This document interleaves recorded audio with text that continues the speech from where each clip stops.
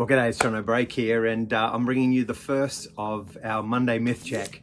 And Monday Myth Checks are designed to just look at common held beliefs, things that we say, cliches that we use that in and of themselves are true, but when we apply them the wrong way or perhaps use them too often, they're not so true. And so today's Myth Check is the statement that was made during the Apollo 13 mission. We've seen it in the Apollo 13 movie where the flight director said, failure is not an option. And I hear a lot of business leaders say all the time, failure is not an option. Failure is not an option. You know what? Failure is an option. And it's actually not a bad one necessarily. In fact, the reality is as humans, we learn from failure. We learn from those tough times. Now, having said that, I understand in this situation in particular, when this quote was kind of coined, and there were lives at stake. They wanted to get all the astronauts back to Earth. They didn't want anyone to die. And so failure was not an option in terms of the lives at stake, in terms of the outcomes that they got.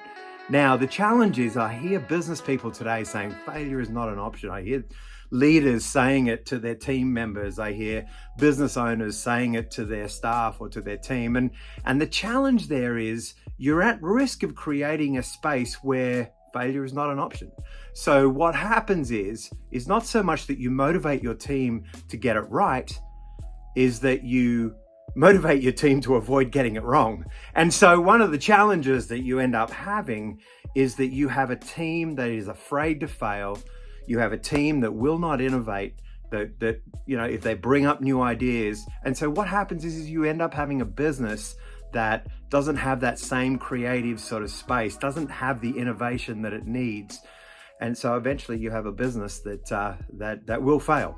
And so I want you to think about today, if you've really brought in this mentality into your business that failure is not an option, I want you to stop and think, where can failure serve you? How do you fail forward, as the term might be?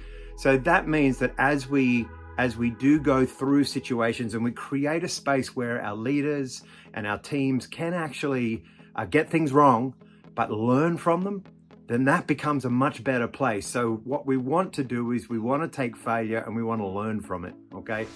So I grew up in the coaching space where we looked at failure as the steps that it could be, and we started to reframe this whole idea of failure. We need to stop fearing failure. We need to embrace it. We need to learn from it, and we need to grow through it. So what I want you to do as an action step from this is go back to your team, and I want you to think about how can you create a space that might be an innovation space? How can you create a space amongst your team where they can come up with crazy ideas, where they can even try some stuff? Maybe do it in a safe space. We don't want to hurt people. We don't want to hurt clients. We've got to watch the business. We still need to be careful of those things, but have a think about how can you deliberately create a space where people can innovate, can be creative, and, they can learn from their failure. If you could do that, I think you could start by creating a great space where failure is an option. Failure's okay, but it's only okay if we actually learn from it, if we grow through it. By the way, going back to the NASA story, I'm sure they learned a lot from that mission in terms of then the next missions that went up, and obviously the ones prior as well. So failure is an option. I want you to take that on board today.